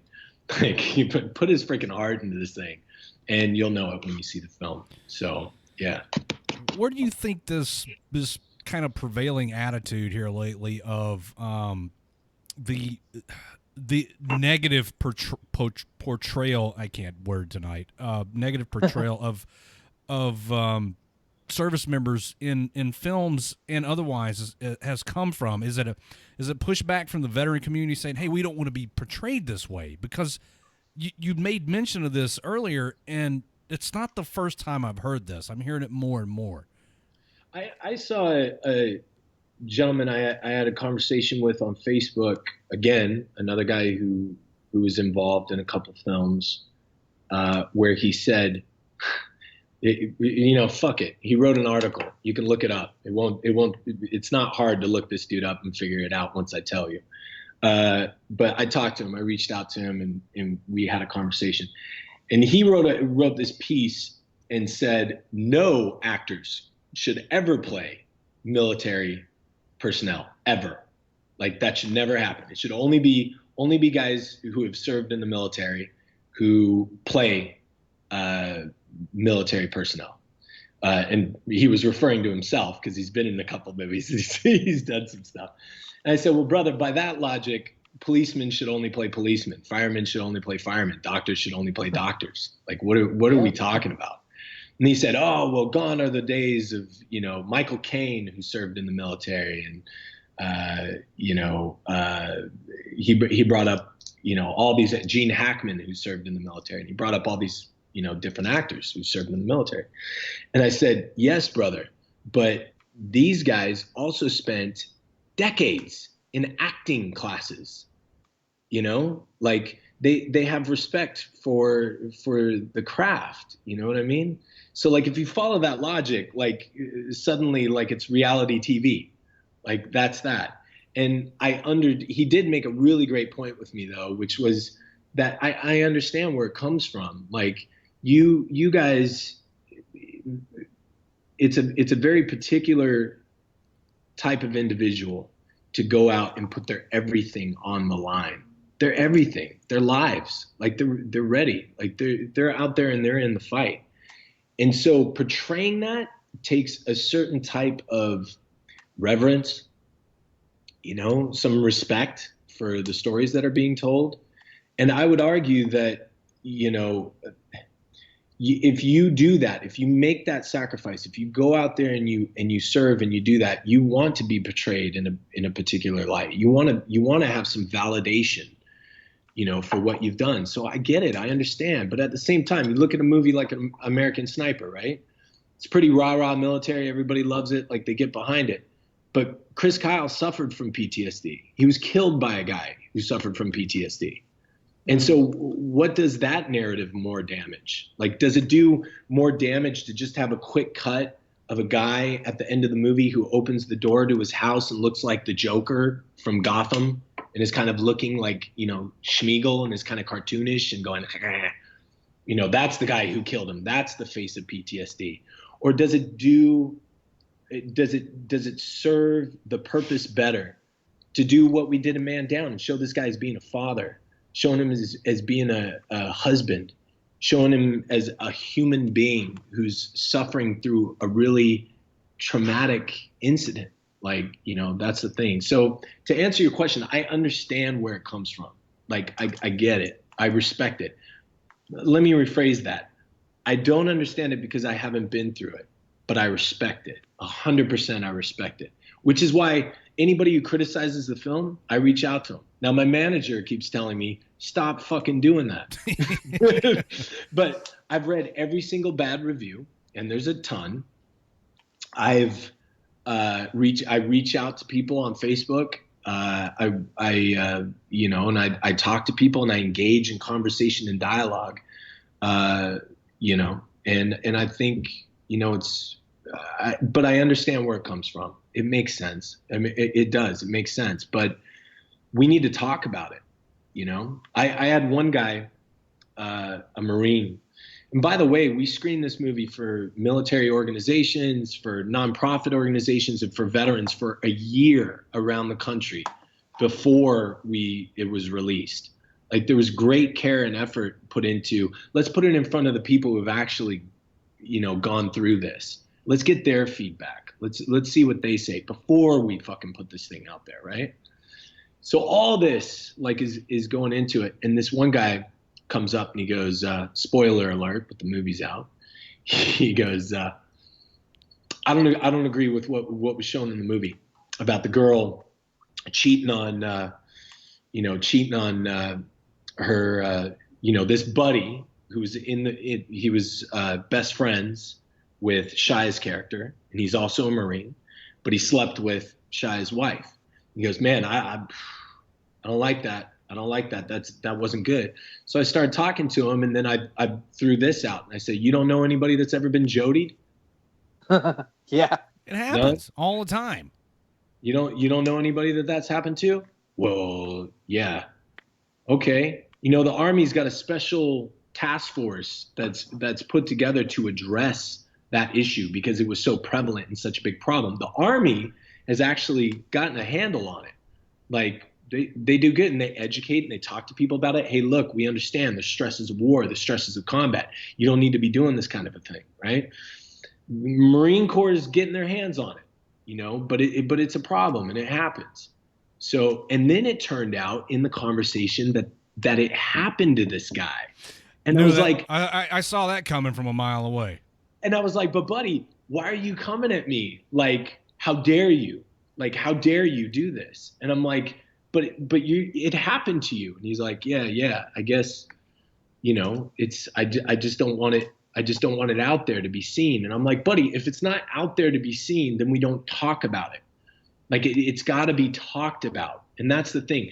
This movie isn't about the majority of guys who go over and serve their country and do a kick-ass job and come home and have wonderful families and productive lives and struggle with trying to get paperwork, pushed through the VA and all kinds of fucking shit that happens.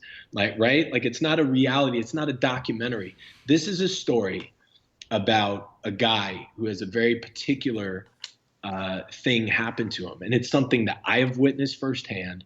It's something that a lot of the experiences that are in the film are personal experiences from my life that are wrapped into a military context. But I did it because I am fucking sick of a government that keeps, both right and left, by the way, who keeps giving lip service to veterans, waving flags and getting votes. And then they do that to get budget increases to line their own motherfucking pockets and screw the people who sacrifice the most. Hey, listening audience, does this sound familiar? Does this sound familiar?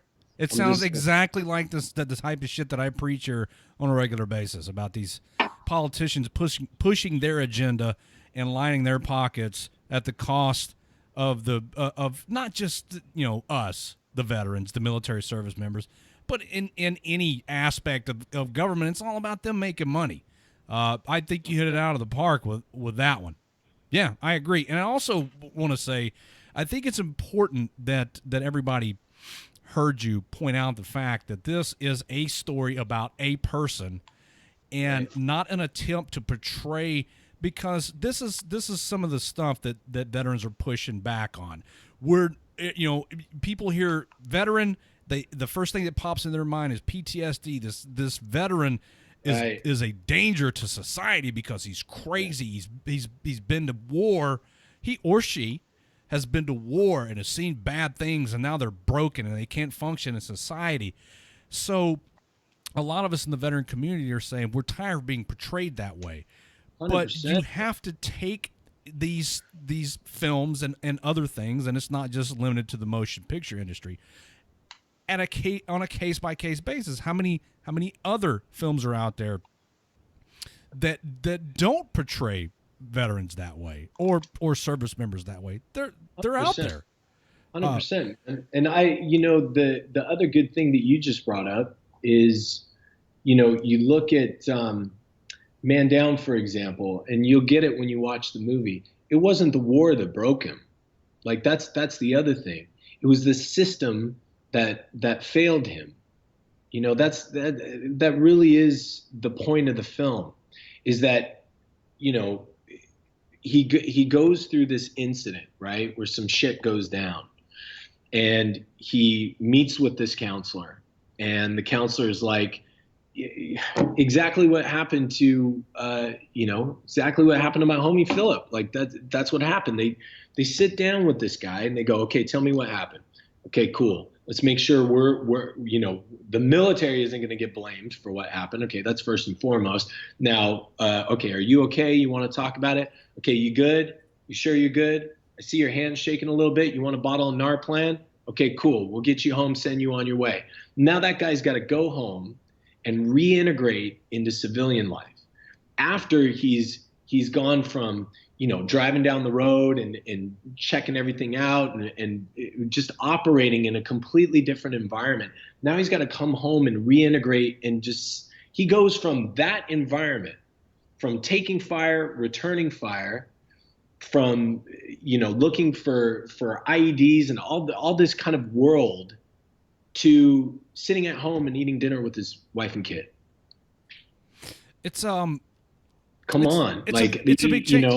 It's a serious down. Imagine that you've got your 5-speed sports car on the freeway and you're doing 70, and then you pull it down into second gear and let the clutch out. It's a big change. Yeah. So you go from 70. And now you're supposed to downshift and drive, 25 miles an hour through the school zone sort of situation. It's a big change, and not everybody can adapt to it. And it's not just limited to combat veterans. Dude, oh, God, this is the big thing, man, right? Anybody who transitions out of the military, you live a regimented lifestyle where everything is in black and white, and you know where you got to be, and you know how you have to be dressed, and you know what's expected of you. And then when it's done, when it's over with, and you're back in the civilian world, you think you're prepared, but you're not. There's some structure missing, and you don't know how to deal with it. Yeah, and you may not agree with all the points that are made in the books, but I think these two books by Lieutenant Paul Grossman, freaking On Combat and On Killing, I've read them multiple times. And I think, both of those books really kind of lay out he makes some valid points, and some I know people argue a lot of points that he makes in those books. But both of those books talk about, that transition and what happens. It also happens in law enforcement. It happens with hospital workers that, these cops come home, and this is why infidelity rates are so high, like within law enforcement communities, is because these guys are going home and they're going to work and seeing shit day in and day out. And then they come home and they're like, how do I explain this? I just went from scooping up a guy's brains off the freeway to, hey, honey, can you put the kids to bed?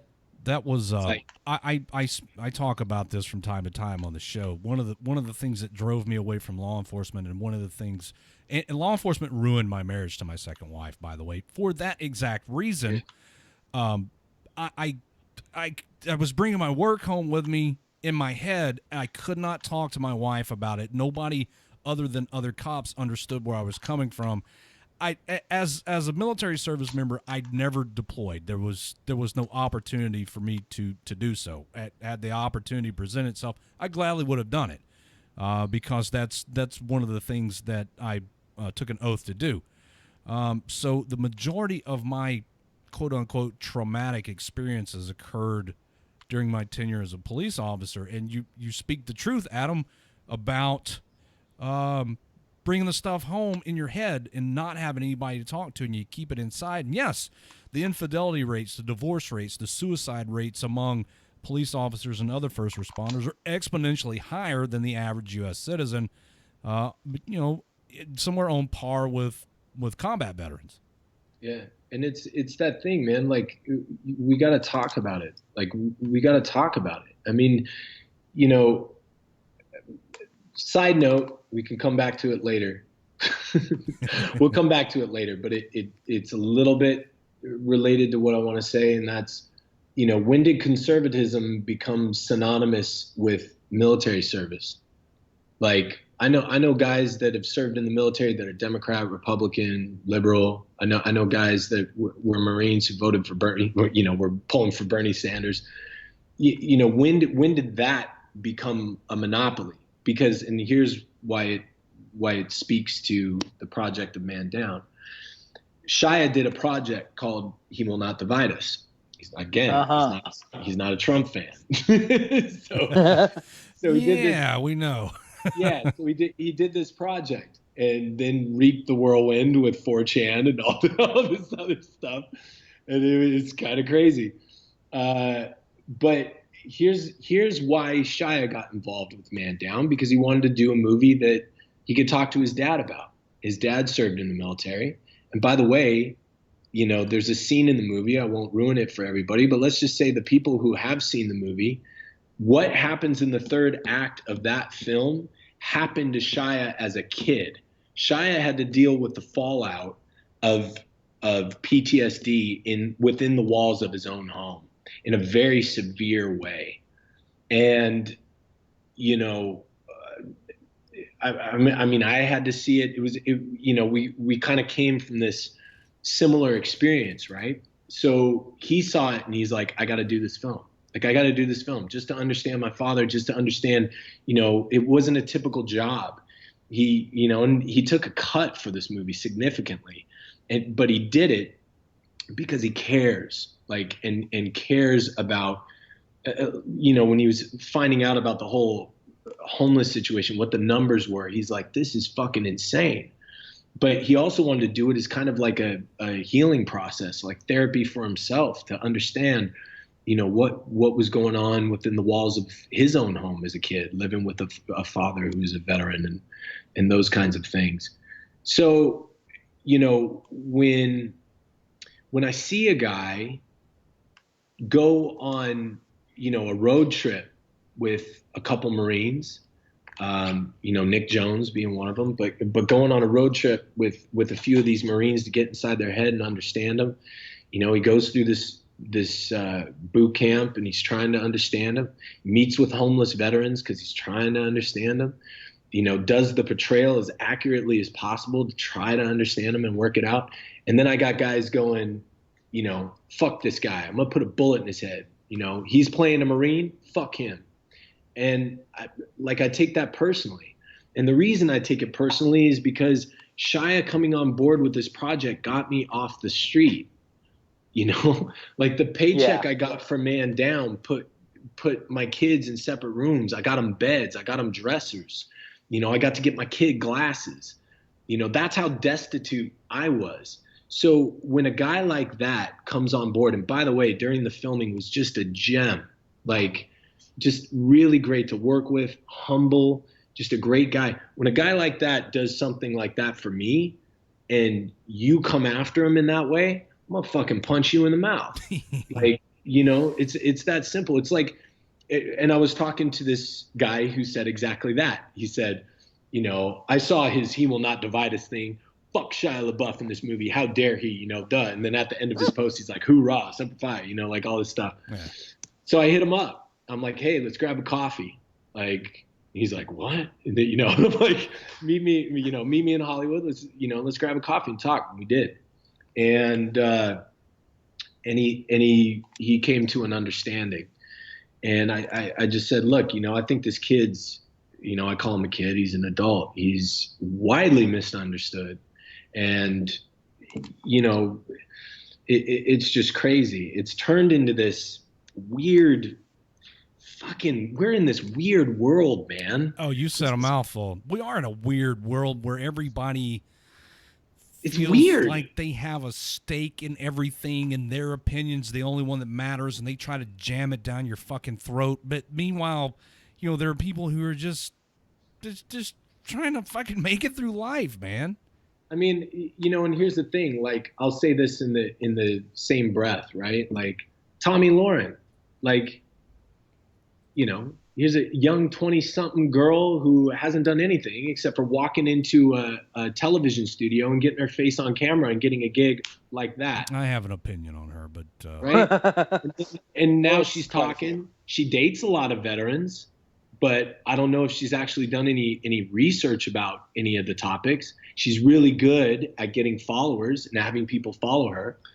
I'm not a fucking fan. However, that being said, I worked with these people at the Sundance Film Festival to do an event that she was at, helping them put it together. And we showed Man Down and talked about veterans issues. And we had a bunch. Nate Boyer was out there. Oh yeah, Nate's a friend of the show. Yeah, he's a good dude. Yeah, he is. Really good dude. And you know, some other guys were out there, and kind of the usual suspects of people that you see that are involved in the military and in Hollywood. Right. Put aside our differences, went out there, talked about veterans issues. And, you know, so hats off to her for at least doing that. But it's this weird world, man, of like, you know, just this weirdness. And you know, these guys showed up to Shia's event, by the way. You know, these white nationalists, these fucking, you know, Nazis, these fucking, you know, Aryan Brotherhood types that are all out there. They're, you know, screaming 1488 and, you know, the future of the white race is dependent upon blah, blah, blah, blah, blah. And Shia gets in his face and he's like, you know, he will not do, you know, screaming at him. And all these people jump to, you know, that guy's defense. And they're like, oh, look at this fucking Hollywood douchebag, you know? And it's like, I just don't understand. Like, when did you know, the alt-right get a monopoly on military service and veterans issues? I don't know where that came from. I honestly don't. And they're sorely mistaken. It's yeah. I mean, listen. I'm not beating the drum for the By Democrats. the way, I'm meeting with Jesse Dollemore tomorrow. I don't know if you know who that is. I'm not beating the drum for the Democratic Party. Right. But by the same token, I'm not beating the drum for the Republican Party. Neither am I, dude. I don't have a dog in that fight, because this whole two-party thing is ridiculous. We're all Americans. Yeah. We should all be. Anybody who listens to my show and actually pays attention knows that I couldn't give a shit less about Donald Trump. I don't like Donald Trump, and I don't like Hillary Clinton. Yeah. And you know, end of that. There's no fucking. I don't have the answer. But I know it's neither of them. Revolution. That's Never the seem to answer. have the answer. I don't know that there is one. The whole Donald Trump thing. I mean, It's crazy. if you want to watch it for its entertainment value, that's your guy. It's a great reality show. It is. I'll give him that. It's a great reality show. But yeah, like, we want to talk about that. Here's a guy who's talking shit about somebody for not serving in Vietnam when he's a fucking draft dodger himself. Like, what are you talking about, dude? Like, yeah, I for me, it's all about let's solve the problem. Let's talk about the problem and solve the problem. It goes back to that dude that I was talking about that I had a conversation with, where I'm like, you're really good at bringing attention to veterans issues when it gets you on a red carpet taking pictures with other celebrities. But what the fuck are you doing to solve the problem? Are you going and meeting with people? Are you going and volunteering at a soup kitchen? Are you going down to Skid Row? Are you working with any of these people? No? Then shut the fuck up, because I can tell you about that nonprofit that you're working with that is paying their executives hundreds of thousands of dollars a year. Well, shutting the fuck up is not something that a lot of these guys are good at. So Yeah, No, it gets me into a lot of problems. But like, I'm willing to talk to anybody, and I always try to talk to everybody and just create a dialogue. But look, I'm gonna stand up for it's any fight that you're in is always about the person next to you, right? And people have asked me, why do you, talk so much about Shia? It's because of what he did for me. That's it. I'll defend that kid as the day is long.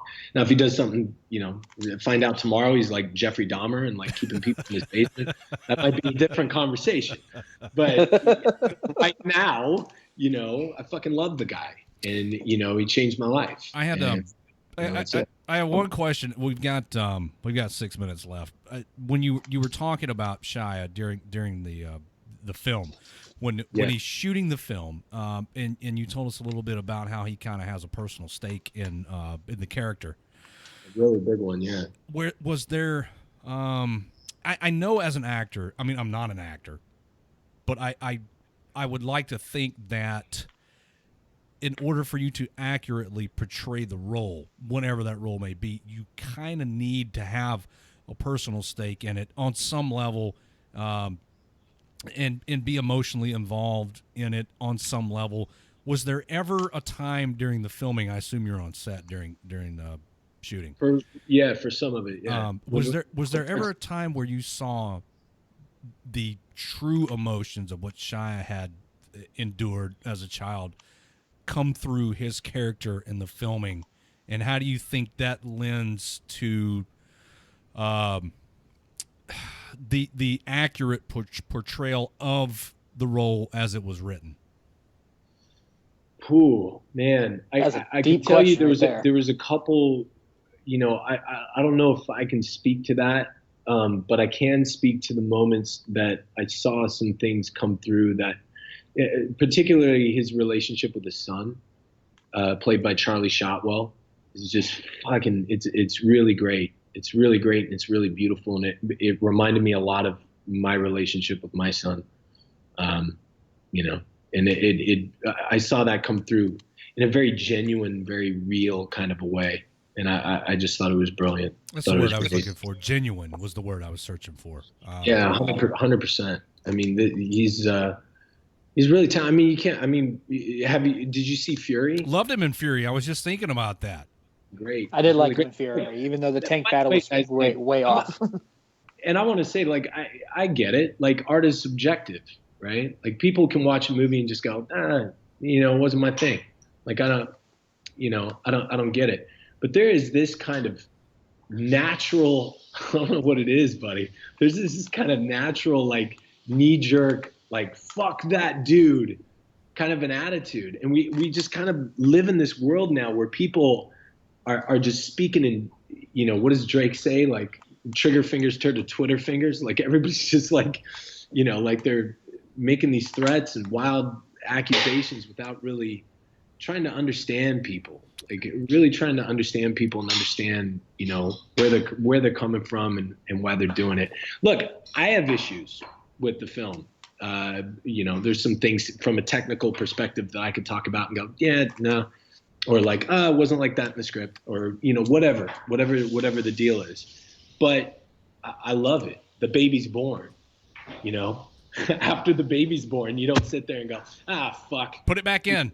He's got one eye that's kind of like off to here. Fuck that kid, you know. Put it back in. I hope it comes out differently. Nah, you can't do that. That's a good analogy. The baby's born. Let's, you know, now we have to nurture and raise it, and this is what we're stuck with. Right. And I just, you know, and I had another guy who's a Marine. He said, you know, nothing good can come from this film. Fuck this movie. And yeah, and I started talking to him.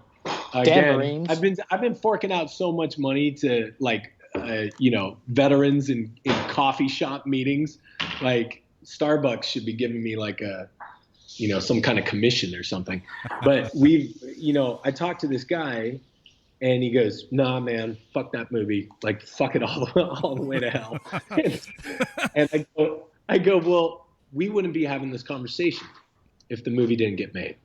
And he goes, all right. On that, I'll give it 2 stars. Have you spoken to anybody that had anything positive to say about the movie? Oh, buddy, yeah. Look, like we've been talking a lot about the critics, and I'm very, you know, that's another thing. That's another group of people that talk about a bunch of shit that they know nothing about, right? Like these guys who majored in advertising, who've never spent a day on a film set, never written anything, never fucking done anything. You know, it's that line in Birdman, you know, what kind of a shitty life do you have to become a critic? Like, what the fuck? What did you do? Like, people are writing whole essays. There's a great comedian named Maniscalco, Sebastian Maniscalco. And he goes, if I go to a restaurant and I don't like the salmon or the asparagus, I tell my wife, salmon sucks, let's get the fuck out of here. I don't go home and write a 35-page essay on it. You know? But that's the world we live in, you know, like like bloggers. I'm an influencer, right? Like I'm going to sit down and fucking write, you know, 20 pages on why this, and you can just Google and find it out. But we all love to think we're so much more important than we are. Right. What I love is the disparity between audiences and critics right now with the film. Audiences really like this film, by and large. Like the response has been really great, and critics have taken a shit on it, and I really don't care. I mean, look, dude, you got to love what you do and just, you know, do what you love. I couldn't be happier. I'm in a great place now, doing stuff that I care about. I think I mentioned to you guys earlier, I'm working on a project. Can't talk about it, unfortunately. Super secret stuff. Yeah, I'm working on a project right now with Joe Carnahan and Frank Grillo. And that's exactly where I want to be. Let me tell you something about that. What was great about that is there's a lot of people who give you lip service in town. Like there's a lot of people who say like, I know this, there's a lot of name dropping, ass kissing, like this kind of bullshit fake thing in Hollywood. Right. But meeting these two guys and getting hooked up with these two guys was just like, well, let's see what you got. Yeah. And then, you know, let's see what you got. Hey, who are you? I don't give a fuck. Let's see what you got. And so having the opportunity to write something and work with these guys has just been phenomenal, dude. There's some great shit that is coming out. There's a movie called Wheelman that's going to be coming out. It's this guy Jeremy Rush, Frank Grillo plays the lead, and it is a baller fucking movie. I can't wait for you guys to see this film. It's great. But yeah, we're working on a project right now. And when I get the all clear to talk about it, you guys will be the first to hear about it. Oh, good. We'll have to have you back on to talk about it. But before we wrap it up, a glimpse of he came in and like grabbed a cell phone or something seconds ago. Before I wrap it up, 2 more things. Yeah. Number 1, our producer says the clock behind Adam Simon is correct twice a day. Put some batteries in your clock. It's not my clock. And number two, gotta get some fucking batteries.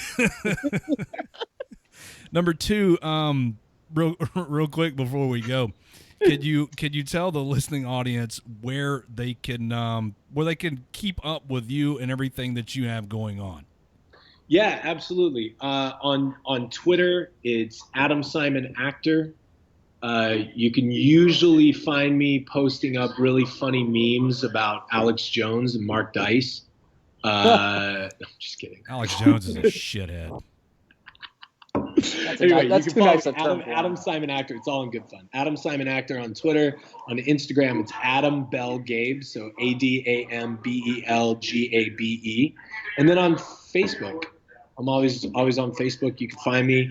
I answer anybody, and I'll talk to anybody. I'm just glad to be here and talk about it, and hopefully, we could keep talking about it. And I would just want to tell your audience, get involved. Like, fucking get involved. Like, and especially to the veteran community, which I know you guys are really tied into. We got brothers and sisters, your brothers and sisters that are out on the street tonight, and that's a problem. If there was a couple dozen, it would be a problem, but there's thousands, there's hundreds of thousands, and that's unacceptable. It's unfucking acceptable when we're spending, close to $1 trillion a year on a military budget. You know what I mean? Yeah. Like, the shit's got to change. It's got to change. It's got to change, and we are the ones responsible for being the catalyst for that change. Yeah, 100%, man. 100%. Adam, thank you so much for spending time with us. And I know you've been in the middle of writing, and you're taking a break from writing to spend time here with us, and it means a lot. Dude, I have so many chemicals flowing through my body right now. I'm not gonna even remember anything that I said. I'm not gonna remember a thing. Well, good thing it's all been recorded for posterity. Regret nothing. Anytime you guys want me to come back on, man, it's yeah, you guys are great. And I appreciate you letting me rant. I apologize to the audience. I know I'm like long-winded and scatterbrained. It's the ADD, but I appreciate you guys. It's kind of like a typical show with me, but better looking. Better looking, definitely. Yeah, more definitely better looking. You're a handsome man. I've seen previous podcasts. Oh my God! I apologize for my appearance, everybody. I was born this way. You already got on the show, man. You don't have to like butter him up now. Adam Simon, everybody, the writer of Man Down. Everybody keep up with him. He's all over the internet. I saw his Instagram thing today, and there's so many hashtags on there that I got a contact high from the hash. Sorry, buddy. We're gonna take a break, everybody. When we come back, we'll do our party games. You know how we do it here on Friday nights. Don't go anywhere. The video is going to restart before I launch the games, but we'll be back in a few minutes right here on WTF Nation Radio.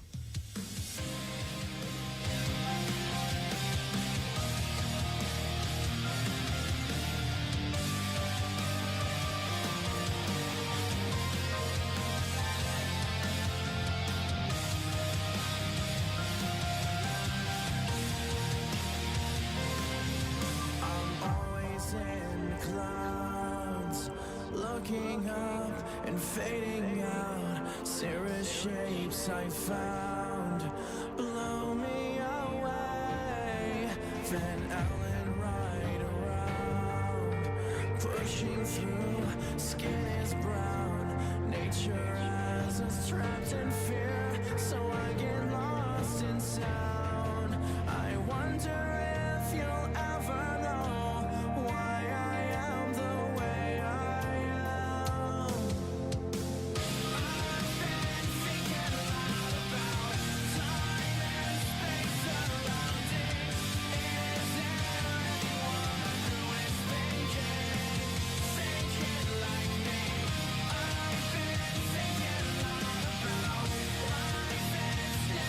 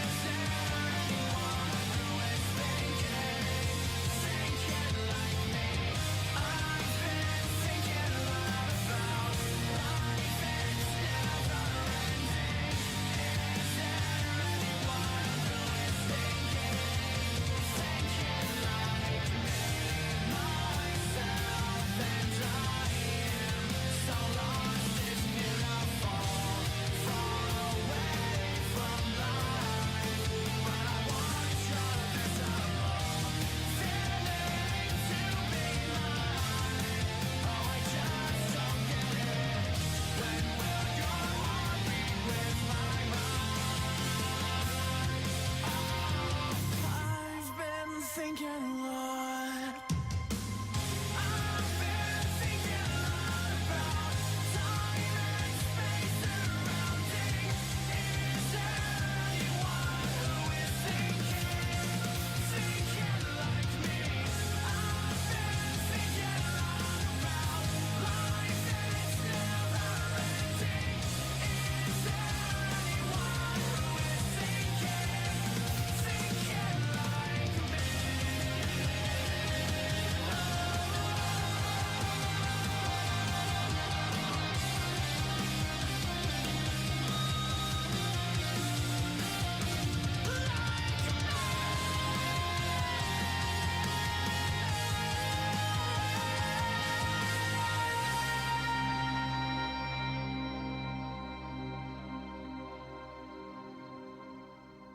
Good evening, boys and girls. This is Tim Kennedy. I'm a Special Forces sniper, a Ranger qualified Green Beret, a UFC fighter. Please listen to us and the shenanigans that we're going to say.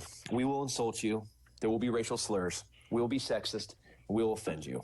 But there will be magic, and a unicorn will be raped. So enjoy the show. Thank you for listening on WTF Nation Radio. You're listening to Redleg on the voice of U.S. Army WTF Moments. WTF Nation Radio.